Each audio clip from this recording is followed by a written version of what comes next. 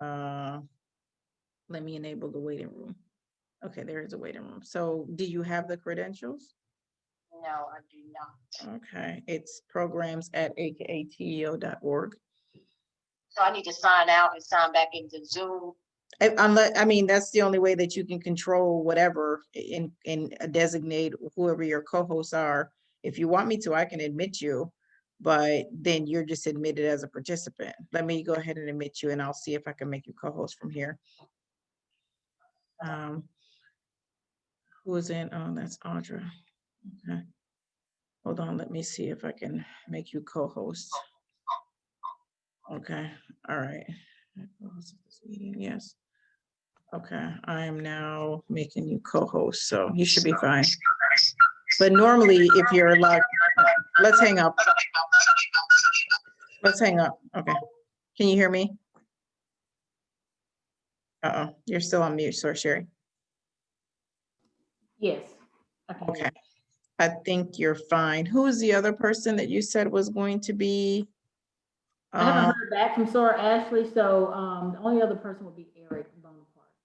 Okay, I can do it for you. Let me get that virtual background off. That was from last week. Hi. I'll do it for you. Hi, Audra, how are you? Good, how are you? Good. I can help out as well if you want to make me a co-host. Okay, let me do that. So Sherry, it's super hard to monitor the chat if it's really active. So if you have it initially, that's fine. If you need help, you can just say something like, those monitoring the chat, can you help me out? Are there any comments in the chat? Like if you feel like you can't keep up with the speed of whatever, okay? Okay. All and right. So from here, I can transfer the screen over to Eric when it's his turn. Yeah, all he has to do, he has the presentation, correct? He has his presentation. Yes. Yeah, that we kind of formatted. No, he has his own from. He has his own. From Okay. UGA, yes. So the one that we. So that was the intro role. Like got it. So you're going to share that, and right. then when you're done, you can just tell him to share his screen directly. Okay. There are people coming into the waiting room now, so I'm not going to let anyone in yet until you tell me that you're ready, and I'll probably see if he signs in. We can let him in first, and then you guys can talk about any last minute things. But we'll probably just let people in like 5 minutes before, if that works for you. Okay. And the waiting room, is he in the waiting room? You won't see. Well, I don't know. Actually, you will see the waiting room. I see it. I can see it. You see Christina. So I'll take so between Sir Audrey and I will do all the adding and removing people from the waiting room. So we'll do that piece. You just have to do the chat and we should be good. His name is, he should sign in as Eric Bonaparte. Okay, perfect. I'll just be on the lookout. Right now it's just one person. Christina's there. So I'll be on the lookout for when he joins and can let him in. I'm just going to upload that file to the chat. Okay. And the other thing that you can do is, I wouldn't upload it yet, but upload it like when the discussion start, or I'm wondering when you join, can you go back and see all the chat? I just don't remember how Zoom works. I don't think, I think you can scroll back. Okay, then you're fine to upload it. But I'll put it in there a couple of times. Yeah, okay. Just to let them know that it's there. And then what you put it in once, we can, so Audrey and I can just keep dropping it in like every, like at the half an hour mark, we'll just drop it in again and share it. Okay. That helps you, because you'll be so focused on the discussion that stuff will slide by. So we'll just, once you drop it the first time, so Audrey, she's going to drop the initial link to share. Once she drops it, then you and I can repost it a few times throughout the meeting. Well, I'm going to actually put the file because I don't have that link. I don't have a link anywhere. I'm just going to drop the file in there. That's fine. We can upload the file. That's no problem. That works. Yeah, because they can upload, download the file. I mean, okay. Let me get my lighting right. All right, let me get my lips on.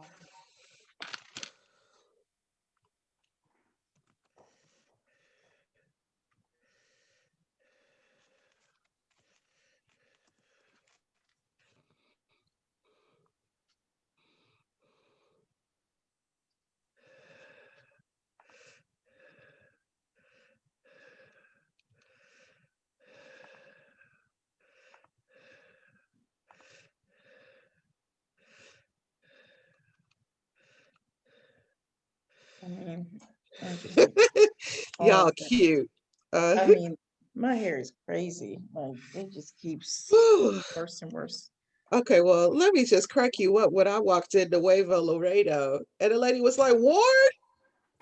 That's sad on so many levels. That's how my friend Tina is. She walks in and like the whole restaurant stops and they're like, Tina! Like, this is crazy. That means you've been there too many times. Hold on, let me see if I can get if I can make this a virtual background. Hold on. Like what? Oh, the present. Oh, that'd be really great because I would love that. Hold on, let me see what I can do. I'm like, you mean which does it have the I'm trying to take the picture off the graphic? PowerPoint. Yeah. Okay, or you can use the graphic that she did. Save as picture. Let's see. Picture one. Hold on. Let's see what's getting ready to happen here. Are you using the whole PowerPoint? Oh, I hope she don't log on. Huh? What happened?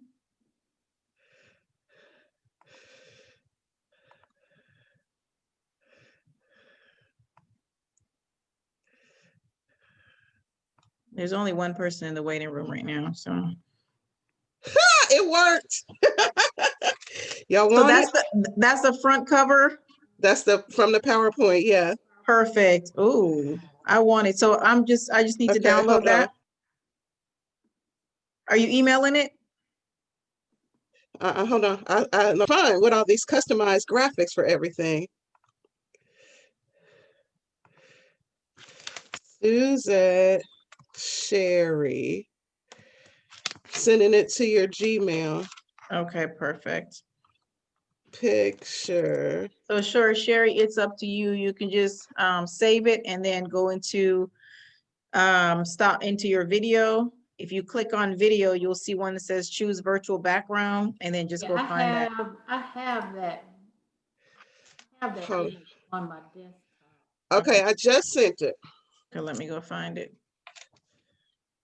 I like to be organized and coordinated like that. I like it. Oh, you making me feel bad. Let me go get a pen on mine. A lapel pin.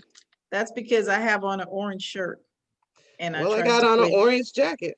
Okay, I was like, let me pull something, AKA. Okay, I don't see it yet, but that's. Okay, send me, okay, I have that one. Let me get that one.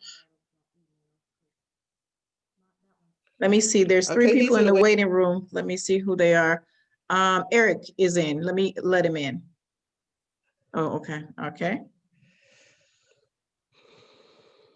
Hello, Eric, how are you? Hello, Eric.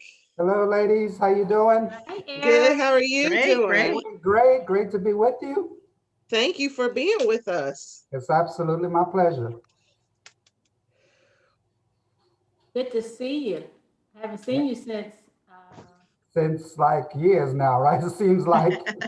I think it was earlier, was it like January, end of last year? It When I could have saw been. you Yeah. over at the Rice Center? Right. That's right. Yeah. That's right. Correct. Good We memory. did, when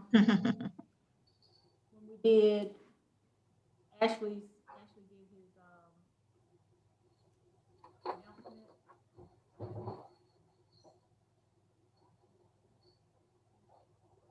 We can start the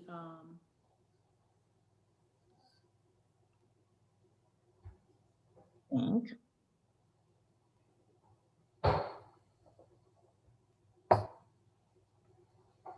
So Sherry, you tell me, and I gotta fix now my. yours, you have a lot of light in the back. Yeah, Yours I is see really- that. I'm gonna adjust this light here, overhead. You tell me when you want us to go ahead and start letting people in. Eric, you have your slide and everything, so we can just flip to you when you're ready.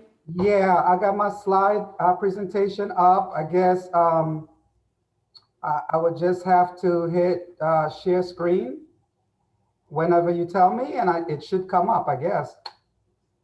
Still a little distorted for us. Yeah, see, So he can just hit share screen when it's his turn, right? And if you have, do you have a copy of it too, Sherry, the presentation, just in case? No, I don't. Okay, so Eric, if you want to send her a copy or send myself a copy, either way, in case you're having issues, then we'll be Okay. back up, but you can just share directly. Okay, I'll go ahead and, I think I have enough time to get on my email and send it to Sherry. What's going on with my screen? I don't have that much lighting. So can you tell me, can you see my screen? Are you seeing that correctly? Are you seeing the actual presentation? Are you seeing can you all see my screen? Yes, it's not in presentation mode. It's in, Okay. if you just go into presentation mode, down in the lower right-hand corner, you see the thing that looks like a projector? Ooh, hold on, hold on. Yep, hold on. that right there, lower right hand. There you go.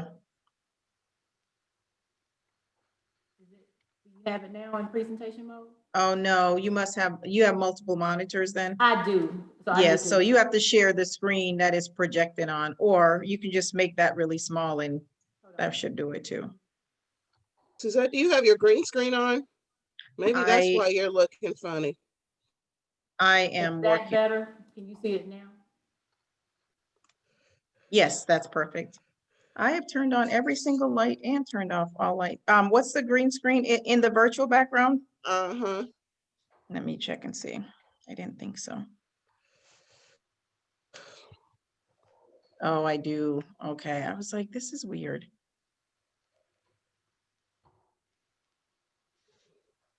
We can go ahead and let everybody start letting people in. Okay, I'm gonna just go ahead and share that intro. Let me get the intro up. everyone's coming in.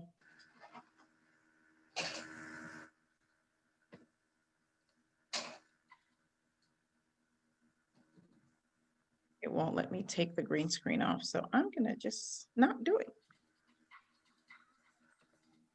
Uh,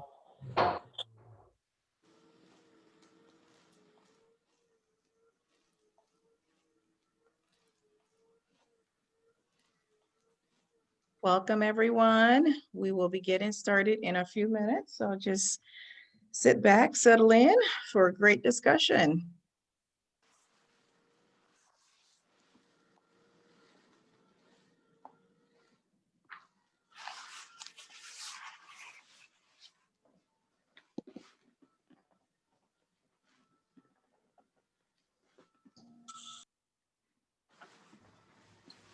So Sherry, I'm having some email issues getting into the UGA email, so I'm gonna keep it on faith that when we share my screen, it'll be okay.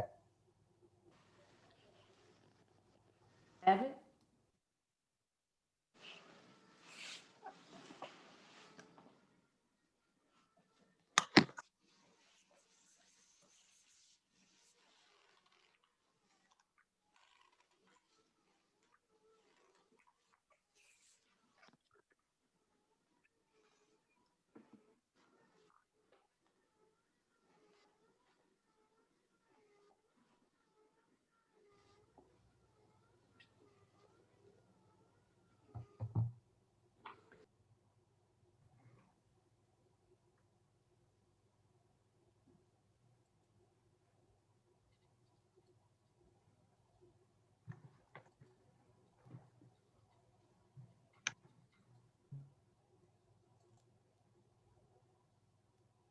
We're having a little technical difficulty, but that's okay. We're gonna keep going. I'm gonna let everyone get in. We have about 2 minutes before we start. We'll let everyone continue to come in from the waiting room.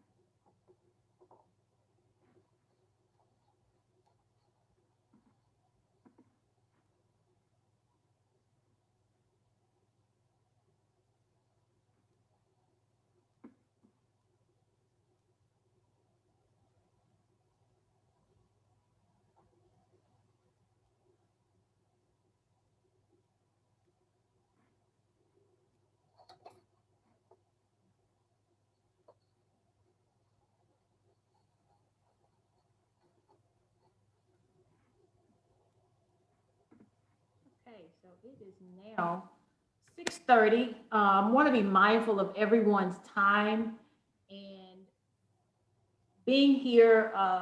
We welcome you to our risky business, doing business in a pandemic. This year has been a year for the ages. This is a 2020 has pretty much taken on its own life. So if you say the word 2020, you kind of cringe a little bit. And if you're in my world in banking, you cringe a lot because it has taken on a lot with three little letters called PPP, followed with the CARES Act passing in March and beginning in early April. That program itself took on a lot. So with that, again, I thank you. Each year we have a women's roundtable, entrepreneurial roundtable. And this year we're of course doing it virtual, like everyone else is doing everything. It's going to be virtual, and we welcome you to this year's roundtable. Again, this is risky business, doing business in a pandemic. I am Sherry Kennard. I chair our Target 3, which is economic empowerment, economic legacy. And I would like to introduce now for a quick welcome, our president, Audra Brown Ward, who's going to give you some warm welcome, a warm welcome on behalf of the chapter. Thank you, Sherry. Good evening, everyone. I just want to take a moment and welcome you to our Risky Business Roundtable discussion. Thank you, Mr. Bonaparte, for being here with us today. We are really excited about the information you will share with us. As Sherry just said, this has been a year. And it is a tough one, right? When we have to decide between being safe or doing what we have to do for economic stability. And so I am really looking forward to the information that you have to share with us tonight, sir. And this is going to be a really great discussion. Welcome, everyone. I see some of you are repeat customers, so to speak, and are at several of our events. So thank you for your continued support. And let's go ahead and get started with the conversation. Sherry? Say that again. Oh, okay. I'm going to share my screen. I'm going to get us started with just an overview of what we're here for. You all see it? Yes. Okay. So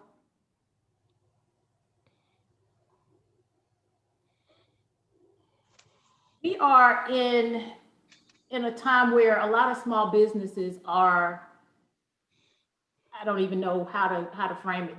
They're nervous, they're anxious, they're trying to figure out which way to go. They're trying to figure out what they need to do. So capital is key right now. Capital, because cash flow is king. You always hear cash is king, credit will get it. If it doesn't make sense, you know.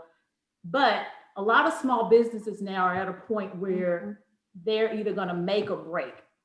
And they're coming to banks looking for capital or access to capital. And in this pandemic, in this era, there are things that lenders are looking for. And that's regardless of what type of business you are, whether you're a small business, a micro business, there's things that lenders are looking for. And it's called the 5 C's. Some of you have probably heard of it. I'm going to give you a quick overview of those 5 C's. But keep in mind that where we are right now with the credit, throw in some other stuff like COVID-19. What does recovery look like? PPP and the EIDL. So all of those things, when you throw it in, now you have lenders, banks, credit unions, micro lenders, private equity. Everybody's looking at it totally different because there's a different, it's a different situation. We're in a situation where we haven't been before. So you look at it, COVID-19 threw everything into a tailspin in March and April. What happened from there? The CARES Act was passed and we had PPP. PPP came along and that was a paycheck protection loan. So you hear those PPP, that's paycheck protection program. That program was set up to help businesses give their employees a paycheck. That money was not there for, you know, equipment. It wasn't there to help them with PPP if they needed it. It was for basically paycheck protection. And so they got that money to help pay their employees. Then you also had another program called the EIDL program, which was a disaster program. It's the same program that you use when there's a tornado or hurricane. That program is strictly through the SBA. No bank was lending money on that program, but you could apply for that program. Those were like 30-year loans. You have to pay those back. PPP, on the other hand, was more of a grant. So you got that money, and now it's time for you to apply for forgiveness. So if you did get that money, now you're in the process of, I have to apply for forgiveness for this loan. What do I need to do? And recovery, what does that look like? So who thought in March, when this was passed, I think it was March 27, who thought we'd still be in this situation on November the 17th? No one. Because if you look back, the PPP program was set up to cover 2.5 months of paycheck protection for your business. It's 9 months. We're 9 months in it now. So imagine what has happened to small businesses when they were only allowed to apply for 2.5 weeks of paycheck protection.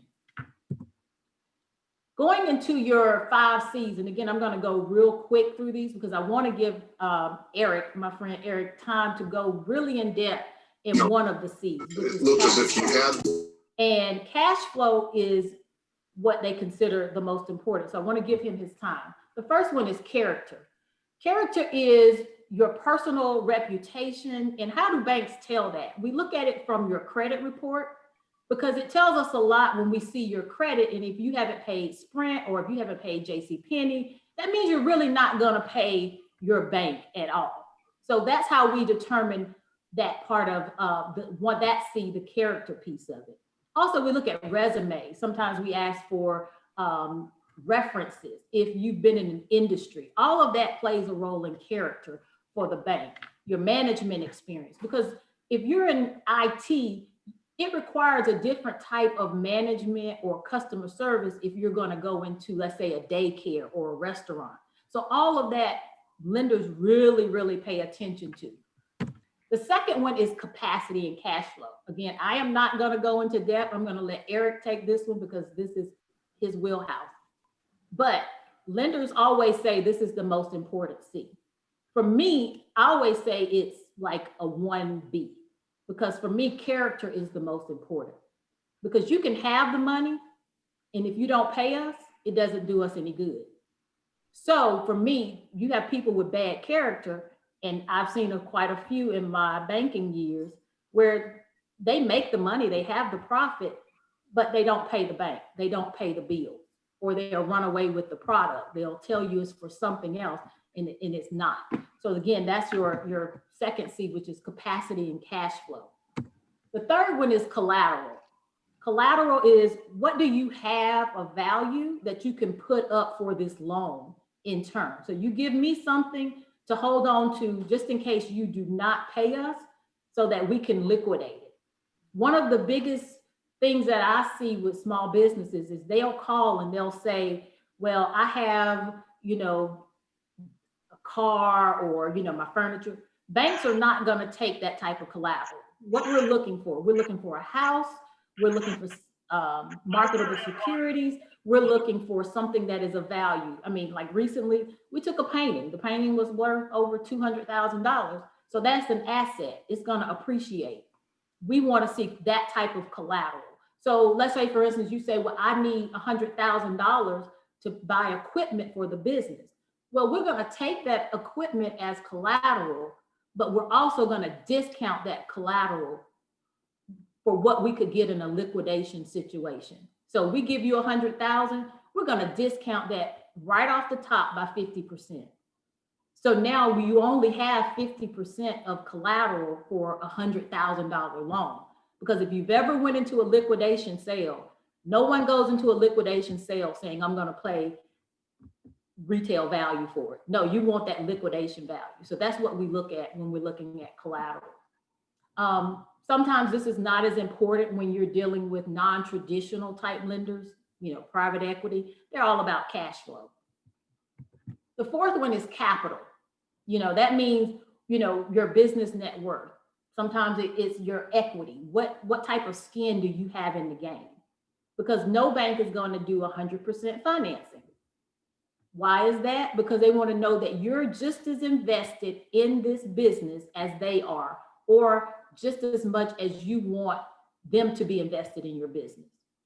That's like you coming to me and asking me for, Sherry, can I borrow $100? I want to go and open up, whatever it is. Have you done any research? What type of interest have you put into it? All of that goes with the fourth C, which is capital. That's a capital contribution. What is your net worth? What does your personal finances look like if you do have the capital? Are you putting every last dime you have into starting the business? Because now you have depleted your personal liquidity. And we look at that as, well, how are you going to keep the home? How are you going to keep up with your bills, your personal bills at home? We look at it like that. And that's what we call a global, where we're looking at, you can't really separate that personal from the business when you're a small business, because that money really, it intermingles at times. So that's the fourth one. When you go to the fifth C, which is condition, believe it or not, in this time, condition is probably moved itself up to a 1B. So I'm going to move cash flow to a 1C, Eric, and you can kind of explain it. But condition it covers a lot. It covers everything from your long term, it covers your interest rate, it covers the use of proceeds. And in this situation, the pandemic, it is a condition. How are you going to do business in a pandemic? So again, we have never been here before. Bankers are figuring this out. Are you able to operate at 100% capacity? Most businesses are not. Most restaurants can now only operate at a 40% capacity. Before COVID, if a restaurant was at 100%, they were just above break even. So if you're at 40%, imagine what that does to the business. So your condition matters. Another thing, I have gotten call after call for daycare centers recently. Well, if we're looking at daycare centers that are in my bank's portfolio or in banks that I know portfolio, a lot of daycare centers are seeing a trend where kids are leaving. Why? Because parents are working from home. So you're working from home, or you've lost a job, you start to take kids out of daycare. Again, that's a part of the condition that we're looking at when you're talking about doing a loan. So when you call that lender, micro lender, credit union, bank, whatever it is, they're going to give you so many questions about condition, because they want to understand, how are you going to market your business? How are you going to operate your business? How are you going to get this business to what we call a point of stabilization in the middle of a pandemic? It's very difficult. I mean, I see people all the time. I talk to people every day who feel like, well, I think I figured it out, but my portfolio is telling me something totally different, because every industry has been impacted. Unless you're in some type of manufacturing where you're doing something in the healthcare, or you're doing something where it is an essential type business. I'm recently looking at a grocery store. You imagine the financials on a grocery store, because everybody's going to the grocery store. But then you look at a hotel, hotels have been hit very hard. They've been hit worse than restaurants, because nobody's going to hotels. Restaurants can at least make up for some of that capacity through, let's say, like your Uber Eats or takeout. A hotel can't do that. They have to sell rooms. That's their business. So they have been hit so hard during this pandemic that they're probably going to be the industry that, I hate to say it, but if a recession comes, they're going to be kicking us off in that recession, because they cannot survive off of, what we call the average daily rental. They can't survive off of what they have right now, especially those in rural areas, or there's those where you have, where's tourism involved because people are not traveling. You look at the airline industry, all of this goes back to condition. What is it that is going on and how is it going to drive your business? So with me, what I've been telling some of my clients, and I know that I tell people I have what I call PPP PTSD. That is just, if you've been in this world, PPP has taken over SBA lending and banking. But when I'm talking to my clients, I have a 4P. I tell them, you know, one, you need to be patient because we don't know how long this is going to last. We've been in it for 9 months. You know, the headlines don't look promising. Sometimes they do. You know, you hear that masks help protect businesses. And so what happens is you get the restaurants where they can start opening. They can start doing some things. You have to have a plan. Your business plan is not just for your day one opening. Your business plan is there. It's kind of like a Bible. It's going to walk you through your opening, your expansion. When you get to a point where you have cash flow issues, that business plan is there to help walk you through that. And then you have to actually be willing to pivot. I mean, I've seen businesses where they have taken and they've went from 100% of eat in to eating out. You've seen businesses put tables in the parking lot. You've seen businesses do stuff online where they've changed everything to an online e-commerce. All of that you have to take in consideration when you're looking at any type of lending or trying to get any type of money for your business, access to capital. So with that, I thank you for giving me just a few minutes to go over that. That way you can kind of understand the presentation that, that Eric is going to come up with here in just a second. And with Eric, you have your screen ready that you want to share. But before he comes, I want to read his bio because Eric is my friend, but he's also very well accomplished. He's very well known in our industry. He is, I call him Eric, but he is Dr. Eric Bonaparte. Eric grew up in New York by way of Trinidad and Tobago. He attended the historic and prestigious 100-year-old Brooklyn Technical High School. Dr. Bonaparte received his BS in marketing from Rutgers University, MBA in management and finance from Long Island University in Brooklyn, and his doctorate at the University of Nebraska-Lincoln in education administration leadership.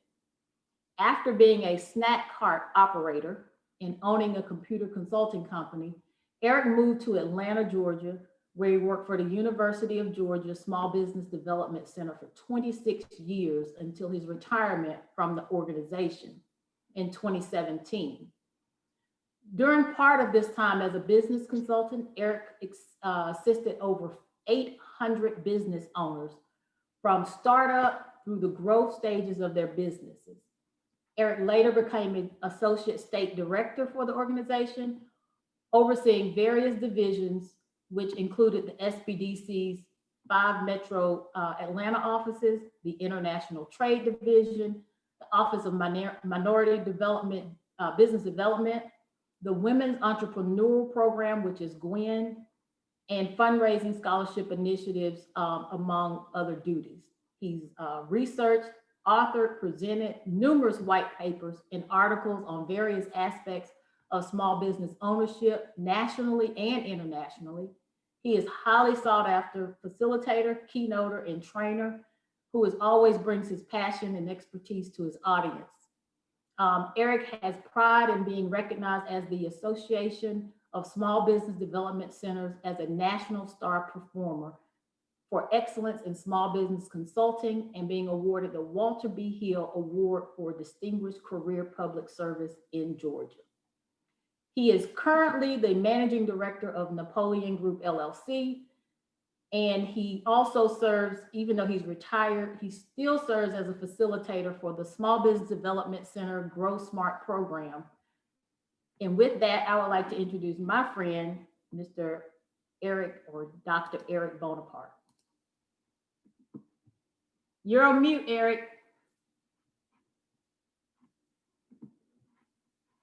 Eric, you're on mute. Okay, am I okay now? Yes, we hear you. Can you guys see my screen? Okay. Yes. Well, first of all, let me thank Sherry for the invitation to be with you tonight. It is certainly a pleasure to always work with her.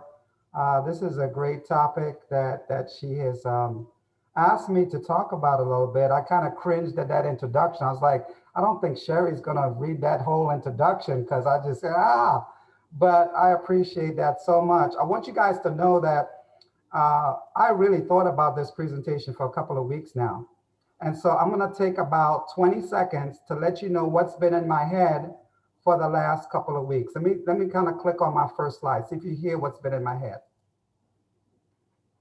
Every lady ought to be, she ought to be Wahoo and AK.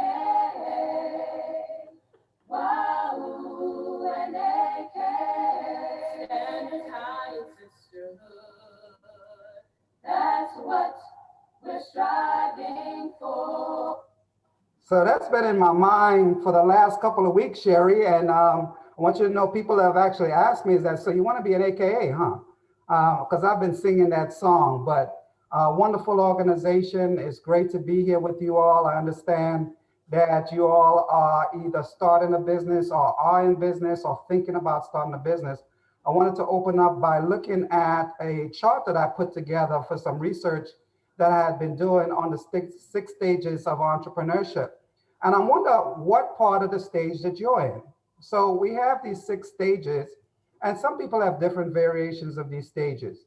The first stage is solopreneur, and that's the person who has got a side business that they have while still being employed, or somebody who has replaced their job and call themselves self-employed.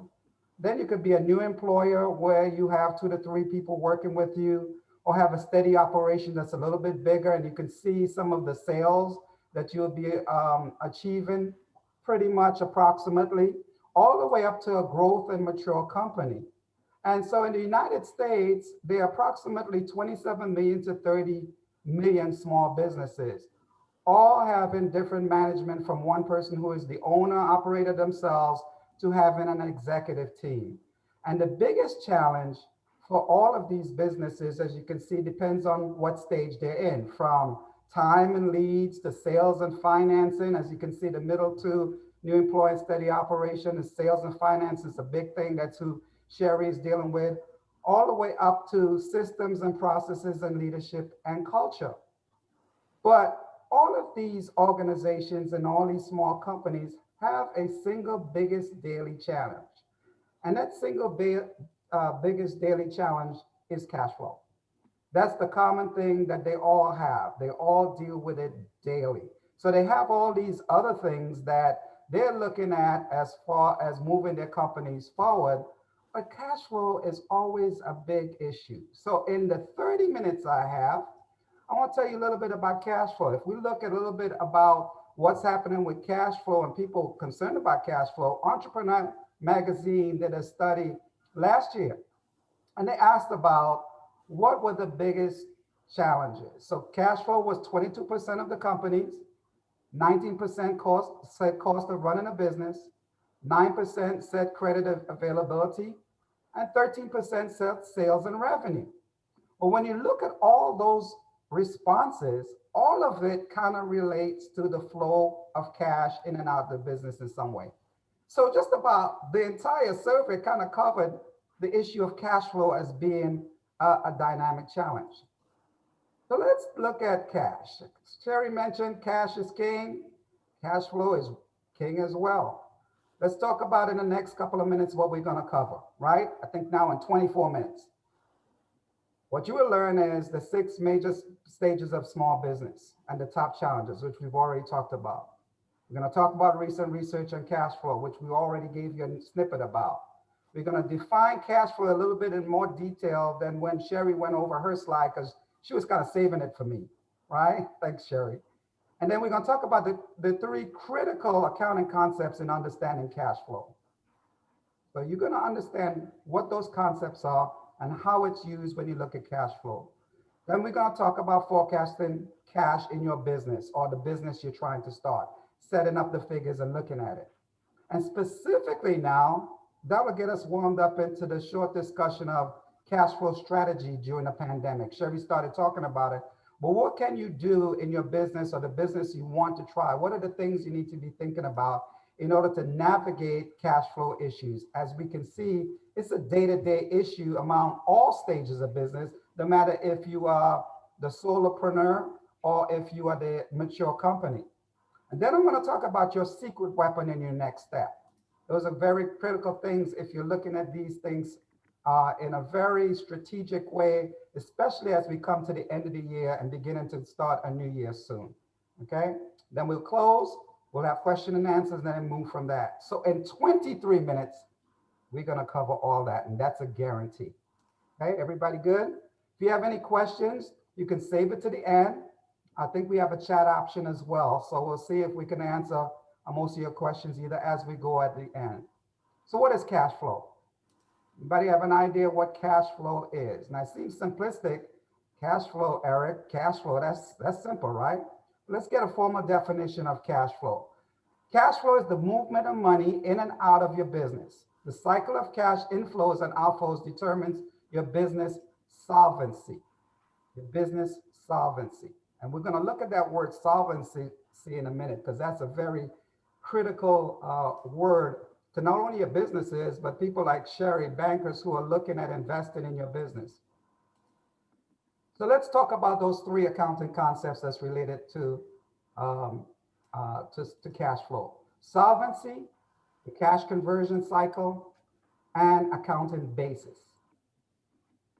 Let's take the first one, solvency. The ability of a company to pay its bills when they become due. So most people say, that's what solvency means. That makes sense. The ability of a company to pay its bills when they become due. The thing about this is that this response to the word solvency is only half correct. There's a second piece to solvency. Anybody know what that is? Second piece to solvency is the company has to be able to continue normal operations after it pays its bills. So you can't have a company, a small business, and I'm involved with a lot of family businesses and a lot of other businesses that are not family businesses. And they consider themselves solvent because every month they pay their bills. But in order to pay their bills, they had to let an employee go. They had to sell some equipment. They had to stop a contract. They had to do something that allowed them to pay their bills, but it didn't allow them to continue normal operations after they pay their bills. So solvency has two pieces to it, not just the ability to pay your bills, right? Everybody good on that? All right, I see some good nodding heads. Thank you. And then this thing related to cash flow called the cash conversion cycle. When we look at the cash conversion cycle, this is cash in our pocket or in the bank, right? Whatever the cash that we have. Normally that's called working capital in the business, right? So if we have a business that have to purchase materials or inventory or things to do our service, cash is coming out of the business, and either we owe somebody or we're paying cash for whatever it is that we're gonna resell or whatever else we're gonna do. But cash is coming out of the business, that's the working capital end, and hopefully we're making sales, and either we're receiving cash or people owe us money, right? And we will turn that back into cash, the cash conversion cycle, right? Depending on your industry, there are industry standards to tell you how long this whole cycle should take. For some people, it takes a long time. For other people, it's very short because they put in systems and procedures that allows them to collect quicker to get that cash back into the business. Okay, the cash conversion cycle, pretty basic. Okay, so the next thing I want to talk to you about is cash or accrual. All right, so if you're in business or will be in business, you're gonna be accounting for your transactions in either a cash basis, on accrual, or accrual basis.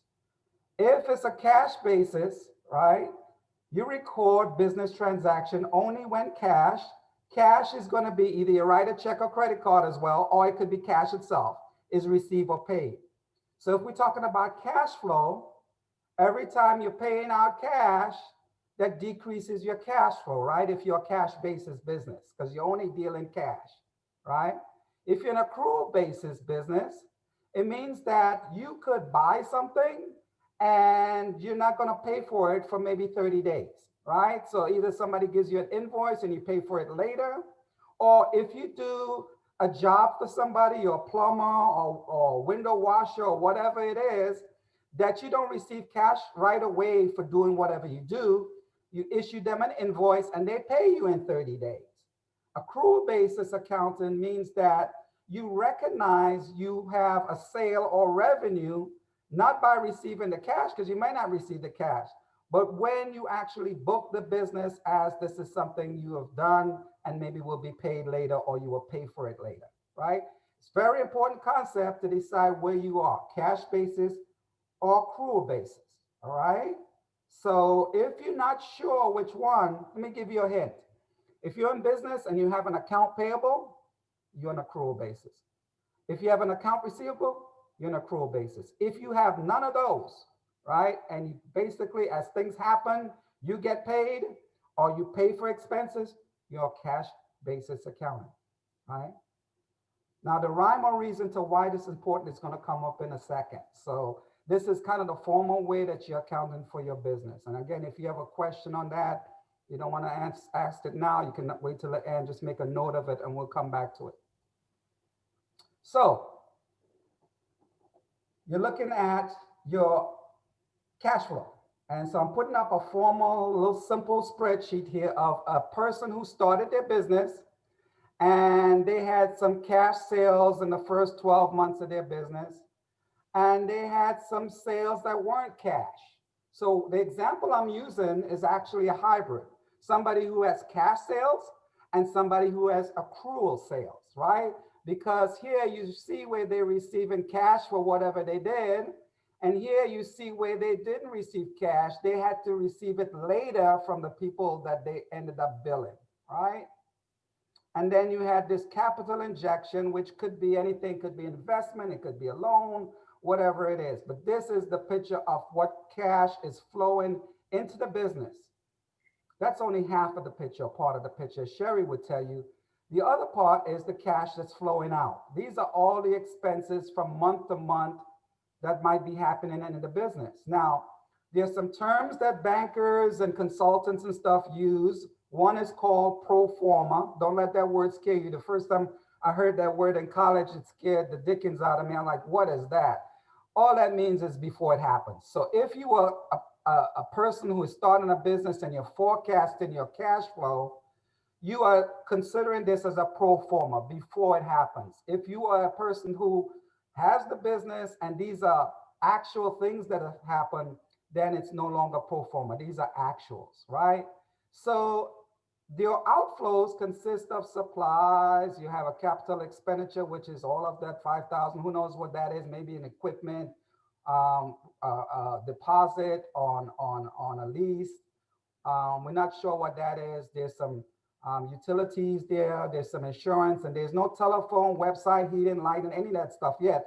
Looks like it happens. It starts happening in March, right? But what this kind of starts giving us is the total cash out. In the first month, it was 6,080. Total cash in was 5,200. So right now we have a deficit. We have a negative number. Sometimes people write it in terms of a negative number.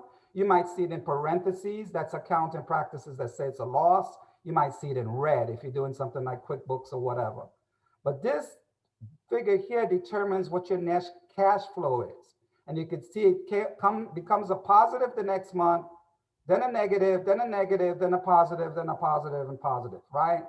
So you have opening bank balances from those figures and your closing bank balance, which starts the next month.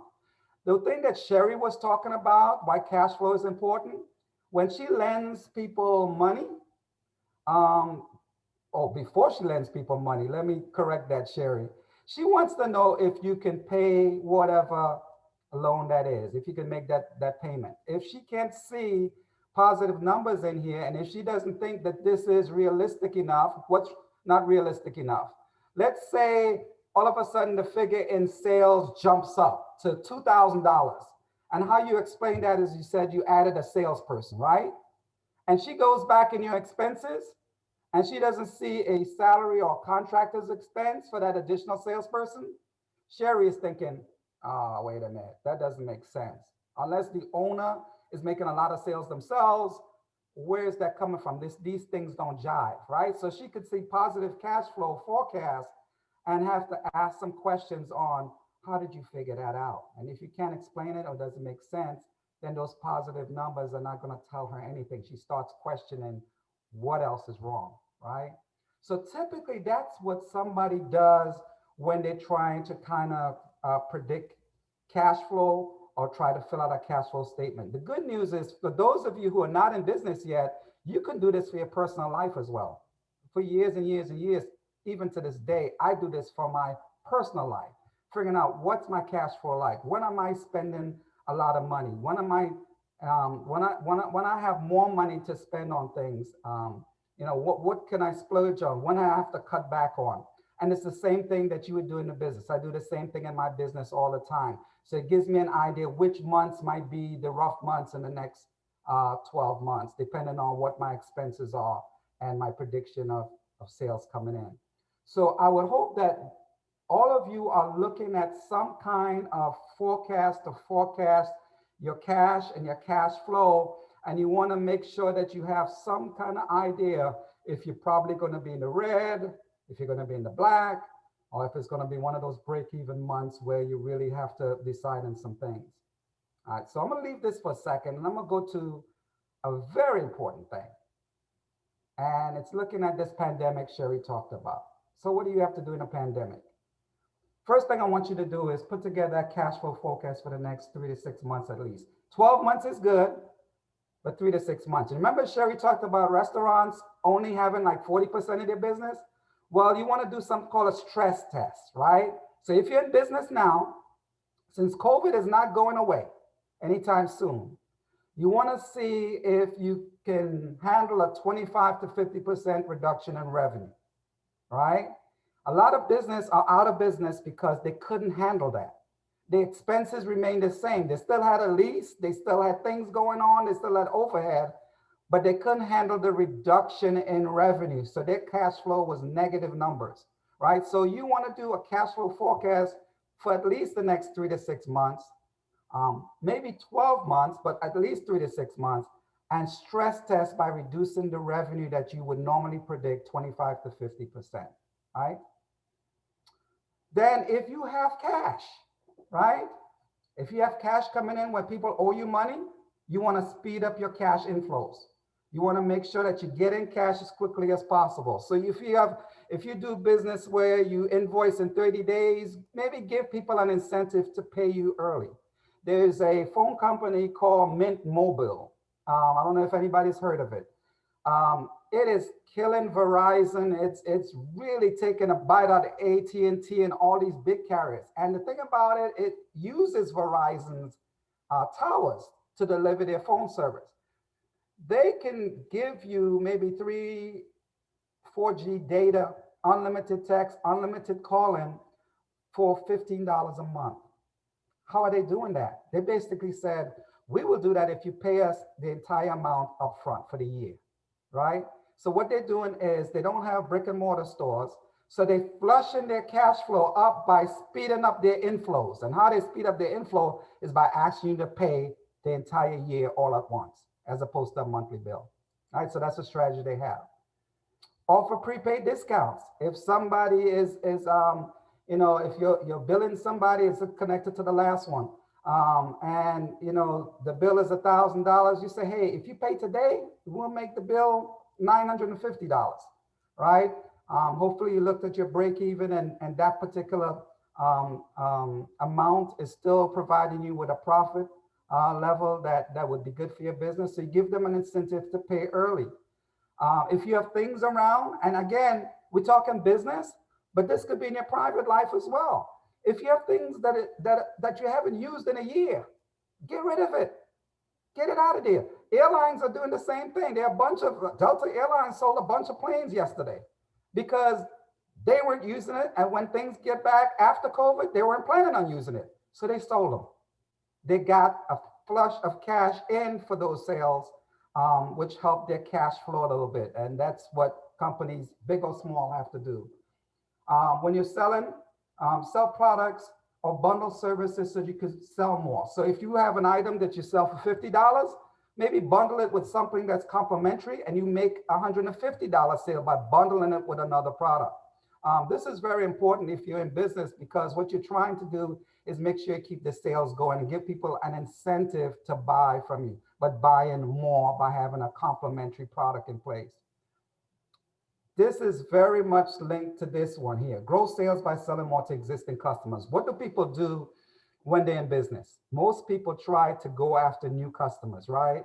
That's what it's about. They spend 70% of their marketing and sales efforts going after new customers, when the bogey is with your existing customers. Sell more to your existing customers, especially during the pandemic, because they know you. Some of them already love you, but find a way to sell them more, which will help your cash flow better. You don't have to, spend all this time trying to convince them to buy. Some of you might expand your cash flow by expanding your business by selling online, especially during seasonal periods. It might be seasonal in Atlanta for whatever product it is, but it's not seasonal in New York or in Africa or in Korea or wherever else. So sometimes people get past seasonal buying periods by being able to sell internationally or sell in other regions, depending on what their product is. During the pandemic that we faced, if you have a lease, if you have a loan, whatever business contracts you have, this is the time to renegotiate, restructure it, try to get better terms, try to get things that will be easier on you paying out that amount of money every month. You're not foregoing your obligation and responsibility.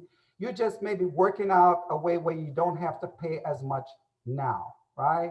So be careful though of refinancing at these outrageous rates or refinancing at a balloon payment. Sometimes that works out, as Sherry might say, but sometimes it's not good advice. So you have to be careful what you look at. And then you want to reduce and slow down outflows of cash. Cash is king. You want to hold on to it as much as you can because you might need it, right? So if you have an account payable, and I'll tell you something, Sherry said that I was born in Trinidad. I was brought up with a father that said you never owe anybody. Anytime there's an issue, if you can't pay for it yourself, you don't have it, right? In business, I realized he was totally wrong. In business, if there's an opportunity to hold on to your cash or use somebody else's money to make money, then that's better, right? So what you're trying to do when you get that bill from the Chamber of Commerce for this year's membership, and you have 30 days to pay it, or 90 days to pay it, or 60 days to pay it, don't pay it until it's due, right? My dad would write the check right away because he wants to get out. I know many of us are like that. But what you try to do with cash flow is you're trying to keep the cash in the business for as long as you can. You might need that cash to do something else, right? And by the time that 90 days or 60 days comes up, you will have enough cash as it flows in and out of your business to pay that bill when it's due. Not late, but when it's due. So sometimes you have to be in a cash flow mindset that stops you from paying things before they really do, right? So you're paying it on time, but you're keeping cash flowing in that business a little bit longer. And so that's really important to think about, an important concept. And then what you want to do is cut or eliminate expenses. Any overhead that's not necessary in the business or in your private lives, right? Something that you're paying for and you're not really using, cut it out. You want to keep the cash in your business, and you want to do some analysis on that. And then if you're doing inventory, don't keep stale inventory. If it's past the season, you got summer stuff that you're still selling, get it out of there. Know what your break-even point is, because you don't want to sell under your break-even, but get the cash back in the business to get new inventory, to do whatever you need to do, especially during the pandemic. So get that stuff out of there quickly by having some kind of winter sale or fall sale, or call it whatever you must, but get that inventory out of there if you have some type of retail situation. And of course, one of the things that we're seeing a lot of the small business development center is a barter of services. So if you need something for your business, whatever that is, plumbing in your office, office has a broken pipe or whatever, and you have a relationship with a plumber and you do taxes, well, you barter the services, have the plumber fix the pipe and you will do their taxes free as a barter, right? What that does, it eliminates you putting a cash outlay for that service, but it also gives them an opportunity to get service as well. The IRS has fuddled around trying to see if they can get in here and call the bartering of services income, but they have stayed away from any definitive action on that. So it's still legal to do that. But these are some of the things that I want you to address now with your cash flow issues. You have to address it now, especially in the pandemic, and what Sherry is saying. If you have cash, cash is really, really important because you might need it. And when I say cash, if you look back at the spreadsheet that we had, you want to make yourself available to be attractive to people like Sherry, because they're looking at your cash flow, they look at your deposits in the bank, and they say, oh, they've got some money to play with. They can make these payments if we loan them money. And so you want to have the best situation possible. The thing about cash flow is you don't want to do anything that's going to make your business not normal, right? You want to carry on normal operations. You want to be solvent in every way. So as I wind down, let me tell you what your secret weapon is as we leave our short talk tonight. So I've asked Ruby Riesinger, area director consultant from the University of Georgia, SBDC. That's her phone number up there. If you want to call her after this meeting, she says she's going to answer your call. And if she doesn't answer your call, it goes to voicemail. She says, leave a message. I want you to call her tonight or tomorrow. I want you to leave a message with your name and your number. I want you to request a free virtual meeting. The SBDC services are 100% free. Doesn't matter if it's today, tomorrow, next week, it's 100% free. Say Dr. B referred you, right? And I want you to be able to have somebody to talk further about your business, okay? It says whether it's the marketing, which is a challenge of a lot of businesses, big and small, sales, or this cash flow stuff, you need to talk to somebody so they can take you to the next stage and give you some assignments and work with you so that you can make your business what we call tight. So I'm gonna leave this up for a couple of seconds. 447937736. Just remember Ruby and tell her Dr. B sent you, right? Make sure you call her tonight or tomorrow. I told her she might get some calls after this meeting. So don't hesitate, okay? It's free of charge. She can do it virtually. When COVID is over, you can visit her and she can visit you. It's a free service, part of the Georgia SBDC, all right? So, in the time that we left, hopefully I think I'm right on schedule. I try to use everything with pink on. So this is me driving a pink classic car in Cuba, Sherry. So I'm wearing a pink bow tie, if you haven't noticed, tribute to you guys. I wanted to know if there are any questions. And as you also see, my Twitter account, Bonaparte Eric, and my email there, if you have any further questions or you want to contact me. So let's open it up. Any quick questions that I can answer for you? Okay, so there's a couple questions here. You kind of answered one. Someone asked that, what is your advice for potential entrepreneurs who don't have a good grasp on the financial concepts but want to start a business? That again, like you were saying, Ruby, I put her contact information in the chat. Great. I recommend the small business development centers for the past 20 years. That's for startups, if you're buying equipment, if you're expanding, because it's free. Your tax dollars have paid for it. They are all around Metro Atlanta. Just Google Small Business Development Center, call Ruby, and the consultations are free. They will help you with projections. They will help you with demographic information. So if you want to open a daycare and you need to be in an area where household income is at least $80,000, they're going to help you find that information and put it in your business plan. It's free. I promise. They are the best resource. And every time I send someone, they frown and they get upset, thinking I don't want to help them. But when they come back, they have a totally different story. Their mindset has shifted because now they understand the reason behind those numbers, like Eric was showing you. So I definitely recommend please reach out to the Small Business Development Center. Right. If you have not already, download the resource guide that we created. It's in the chat as well. It gives you an outline of what we discussed tonight, and it has a link for the Small Business Development Center. Small Business Development Center is not just for a Georgia thing. It's all over the country. Every state has one. It's facilitated by a university within that state. So here in Georgia, it's through UGA. I know my home state of South Carolina is through the University of South Carolina. Every state has this resource available. Right. So I definitely recommend it. As Sherry said, any of the offices would be great. I have Ruby's information up there because I just wanted you to have a live person that was expecting you, right? Right. I'm putting pressure on you. I'm saying she's expecting you. So rather than leave it open where find one that's around your house and all that kind of stuff, I told her, I said, Ruby, I want you to be receptive of these calls. I want you to direct them in the right place, and I want you to be ready for them. And so that's why I gave you Ruby. But any one of the offices, as Sherry said, would be helpful. Okay, Sherry, what other questions they had? This question says, in terms of recovery for small businesses, when will projections be reliable given the current healthcare specialists aren't predicting COVID to be under control for 2022? Now, I will say this as a lender because in my industry where we deal, I only do SBA, which is small business, USDA, which are like government guaranteed lending. We are asking for 12 months of projections. I know Eric was saying 3 to 6. Most lenders that I talk to, my peers, we're asking for 12 months of projections.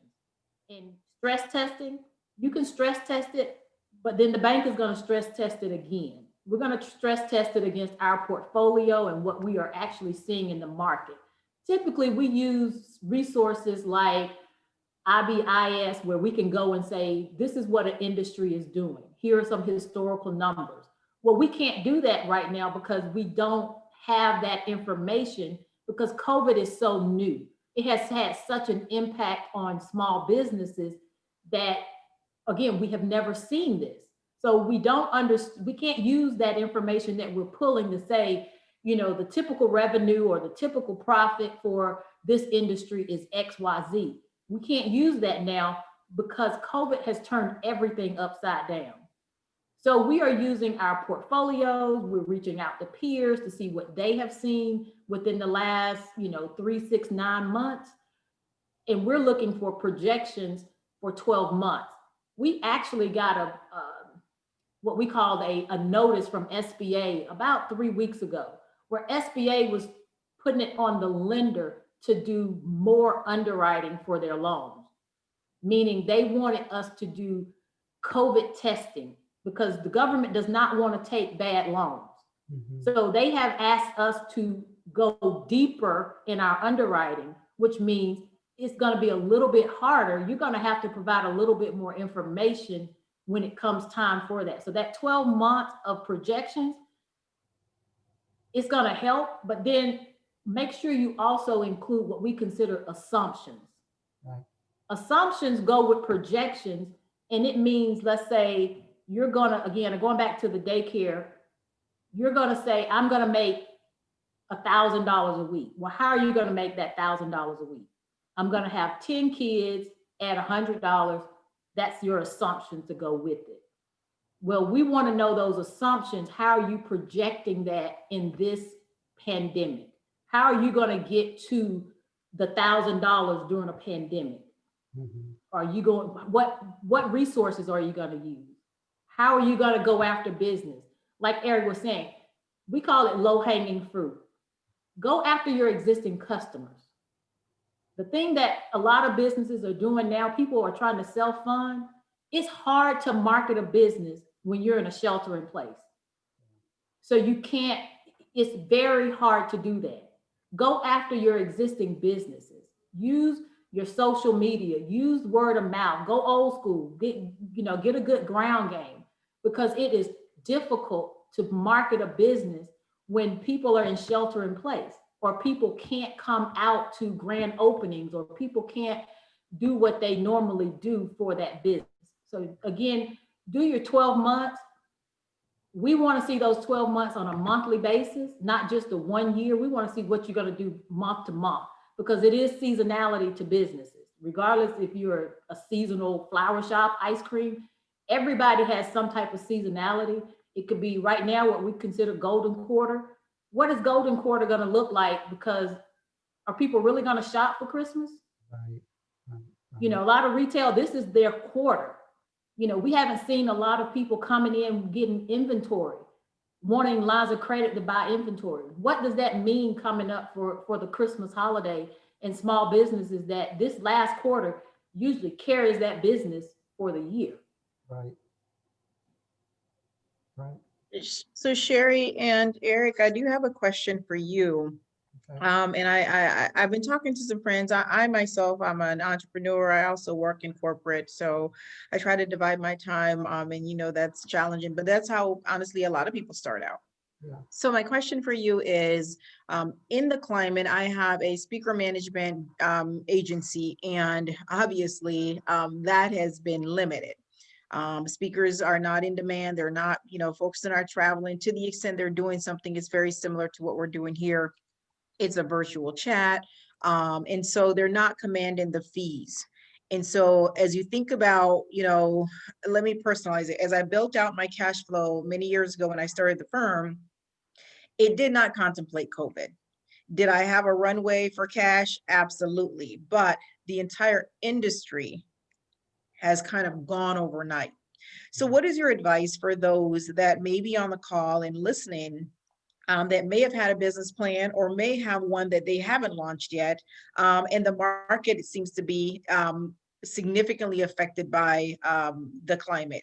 Do you recommend in this climate that they diversify? Do you recommend that they double down, maybe secure a loan to kind of continue through, you know, maybe the next 12 months, given what we're hearing on COVID? What would you advise an entrepreneur kind of in a similar situation as myself?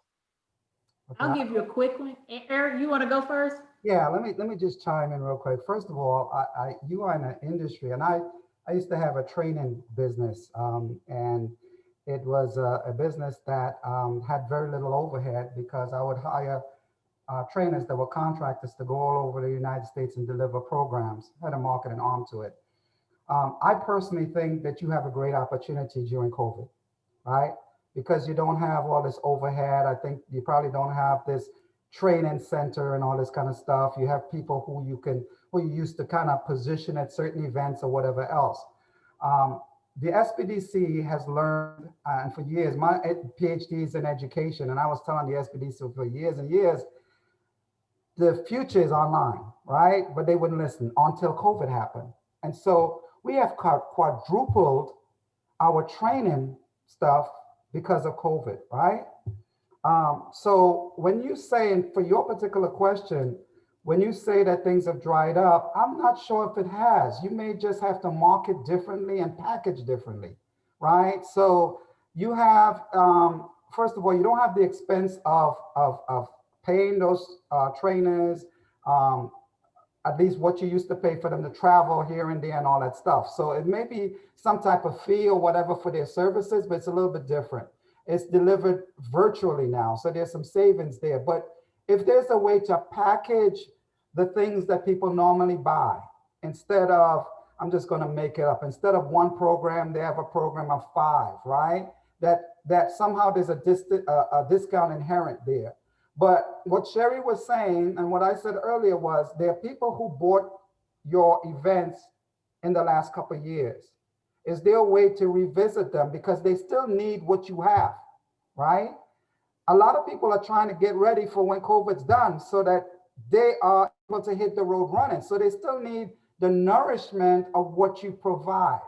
You just have to remind them that you're still there and you're going to deliver it. It's just, except that you'll deliver it a little differently. So I think you really have a great opportunity. What we've been doing, not just for your business, for other clients that we have, is ask them to kind of redesign their business. I know, what would they do differently about their business? Not necessarily diversify and go into another business, because a lot of people That's all they know, right? You're asking them to start something fresh. They know this restaurant business or whatever it is, right? So we asking them, okay, if you got to close your restaurant, then you've got to do some, catering. You got to do some drop-offs. You got to do some, whether it's a social distant event or whatever. And if you are a restaurant, then you've got to learn to, hey, maybe have some outdoor seating. We have some fitness trainers that we've gotten them to get out of the gym and go to Piedmont Park and go to these other parks and do boot camps in the park, socially distanced, not charging any less than they were charging before. All they're doing is providing that service a little bit differently based on the situation. And that has afforded them a chance to actually increase business. So no longer do they fit 15 people in a tight gym, they can fit 50 people in Piedmont Park on a Saturday morning and charge them, guess what? The same exact thing, right? So the point that you're trying to do is get into a mindset of how can I deliver this service or this product to my customers, but because of COVID, if they can't come in, but they need it, right? Hopefully they need it, right? They can't come in. How can I get it to them? And how can I get it to them at a price that is still a good price for me? Yes, it's delivered differently in your case, right?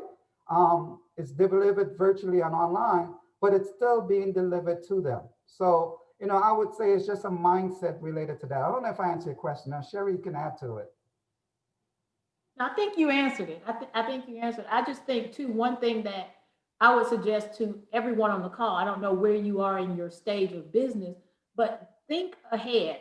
Some of the things that we're seeing, and again, I haven't seen a slowdown of business plans. I just don't think a lot of people are thinking their business plans through. And that's going to be where a lot of businesses or a lot of people get hurt or lose a lot because they're not thinking it through. They're still in that mindset that this is going to be over and things are going to go back to normal. Well, I don't think so. I think that you're going to see a lot of hybrid events where people are going to offer virtual and in person. Why? Because you have people who don't want to travel. You have older people who don't want to get out or they can't walk. I think we need to get to a mindset of this is going to be so different when we come out of it. When we come out of it, are we going to be in a place where we're damaged, or are we going to be too damaged to kind of understand what's going on?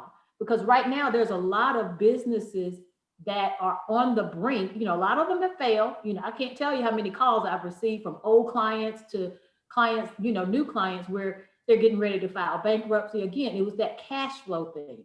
Mm-hmm. But when they come out of this COVID situation, are you learning the lesson? I have a quote that it says, I never lose. I either learn or I win.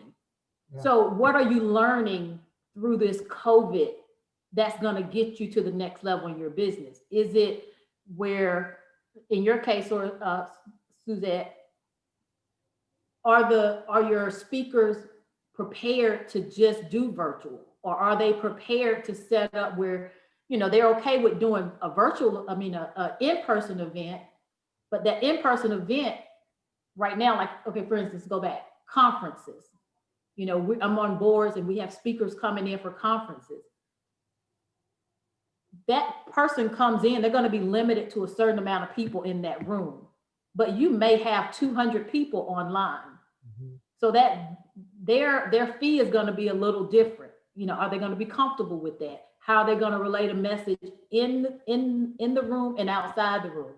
Which a lot of people, I've talked to teachers. How do you do it? If you're doing a hybrid where you're teaching online and you have students in the class, how do you make that work as a speaker when you do have that situation come up where you're in a hotel and you have 50 people sitting there, but you have 350 online? Absolutely. And Sherry, you brought up a good point, because I'm not a social media person per se. I do have a Twitter account. So I've been doing webinars, and I would say before COVID, I had maybe 50 followers on my Twitter account, right? So I've been doing these webinars that have been people from Russia and Venezuela and all these places. And now I have almost 7,500 on my Twitter account. And when you look at the names, they're all different kinds of people from different places. And there are people who tuned in to whatever webinar I was teaching, right? And decided to follow me. I would have never known or had an interface with any of these people. But for you in business, these are possible customers that COVID probably, and the way we're doing it, probably has allowed us to touch more people. What Sherry said is like no joke. I was involved with a webinar today that had 450 people from mostly across Georgia, but across like 10 different states, right? And I'm like, wow, this is an opportunity if you can kind of think about it and get into a mindset of how can you benefit, how can you reach more people with the situation we're in. And so you have to kind of take a positive spin on it. And Sherry's absolutely right. It's a circumstance and people really haven't thought of things.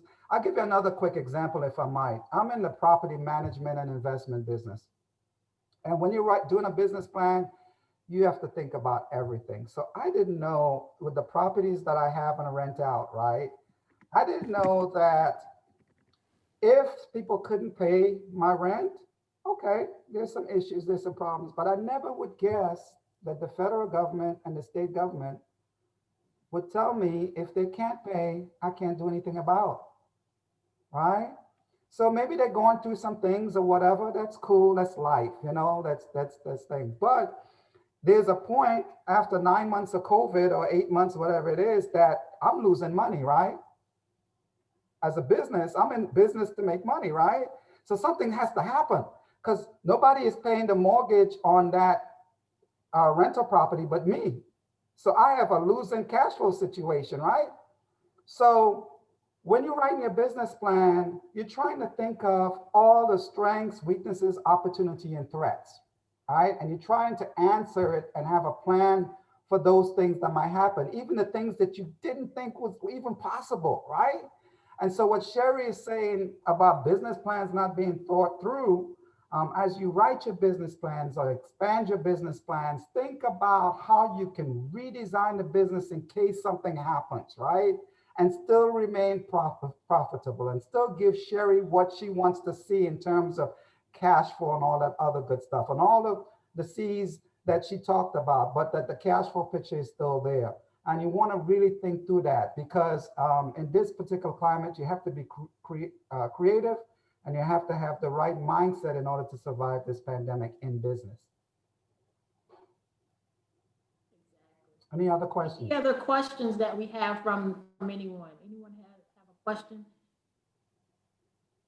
Take advantage of Eric while he's here, I promise you. So while you're thinking about your last question, so you know what you're going to do next. If you're in business, right? Think about what Sherry covered with you with the 5 C's, right?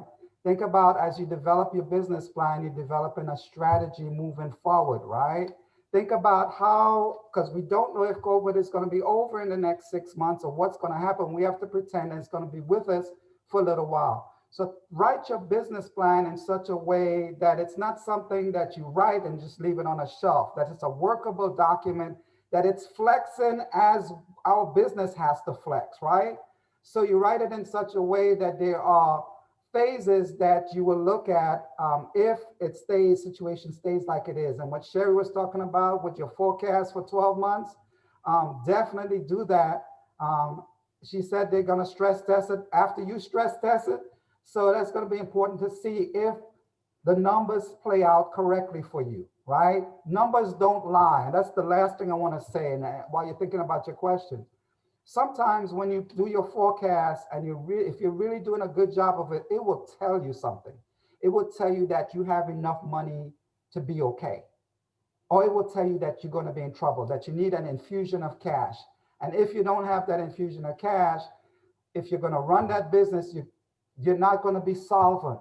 You're going to be able to pay your bills maybe, but you're not going to be able to run the business normally, which won't allow you to make a good enough profit to sustain the business or yourself. So try to get to a point when you work with SBDC or whoever, that when you look at the numbers, even if you're not going with Sherry, when you look at the numbers, you're saying, we're gonna be in trouble. We're gonna have some months where it doesn't look like we're gonna make it.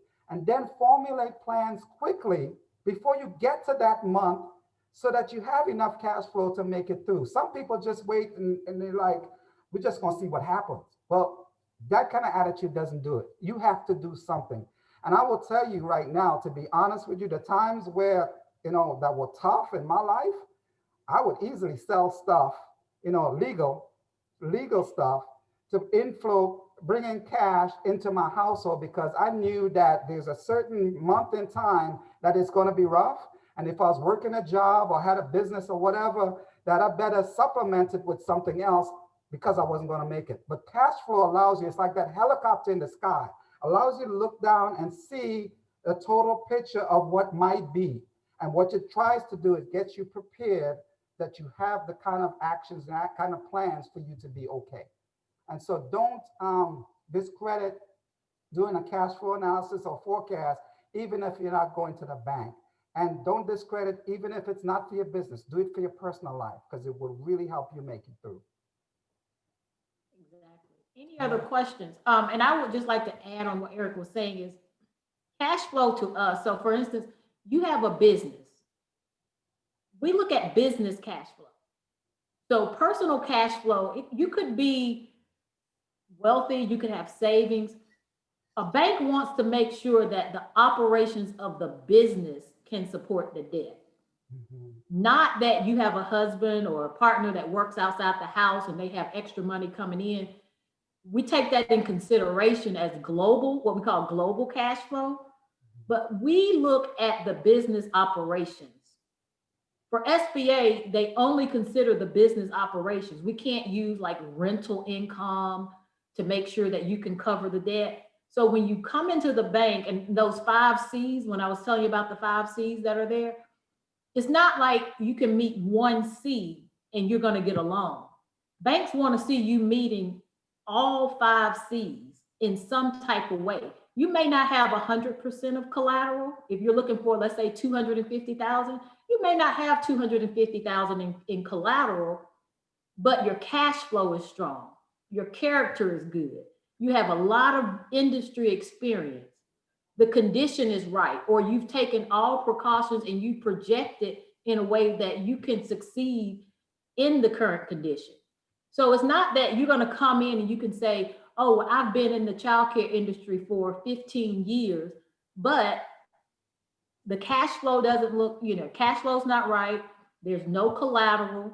You don't have any capacity. So at that point, that's when the person says, oh, well, banks aren't lending. No, banks want to make sure you're stable enough that you can repay that debt on the business operations. And we look at all 5 C's.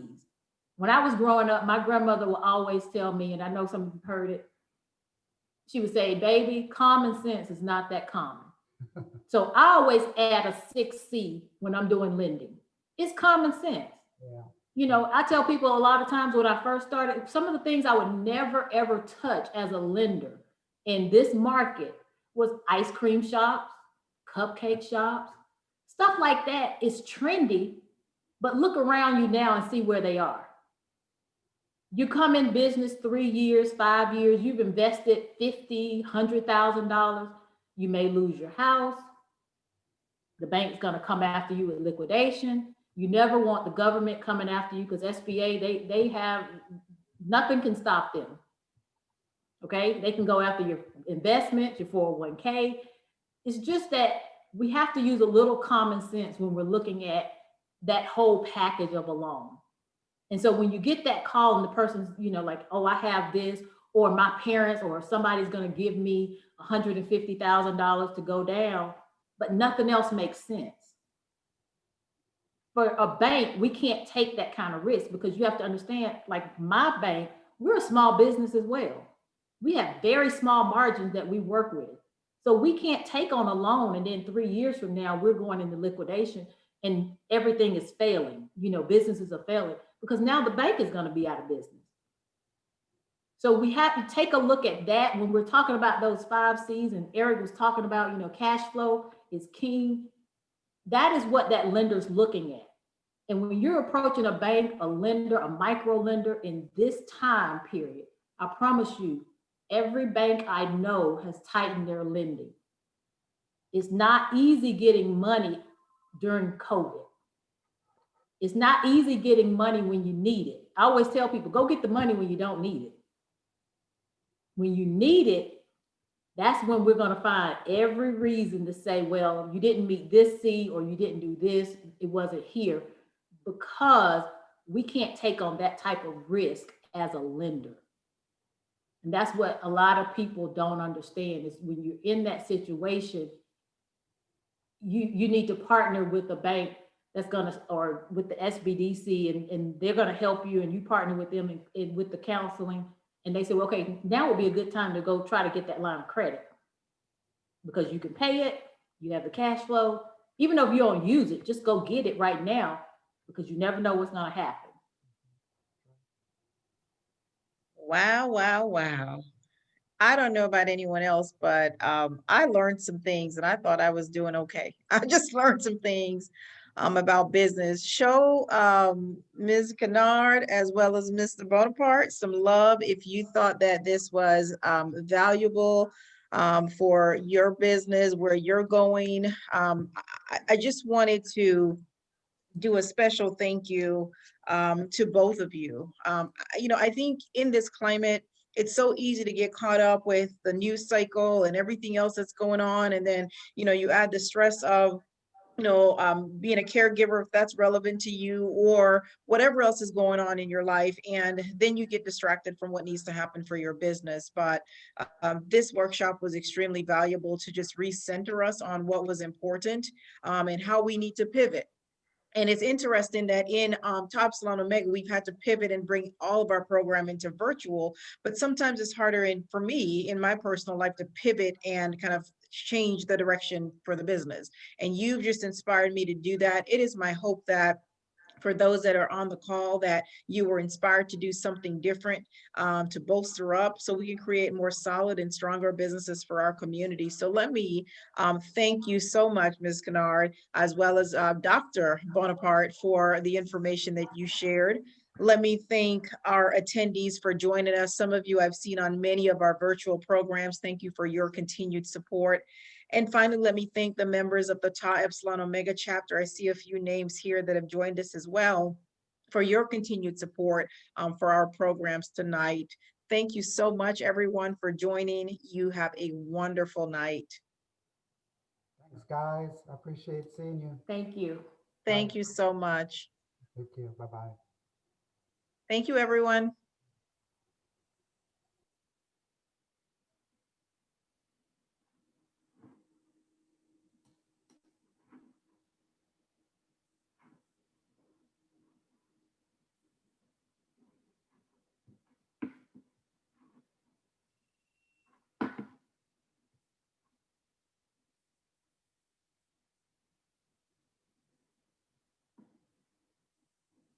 A second, Sherry.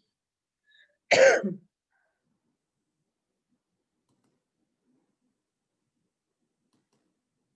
going to stop the recording here. I think am I controlling that? Stop I recording. think you are. Yeah.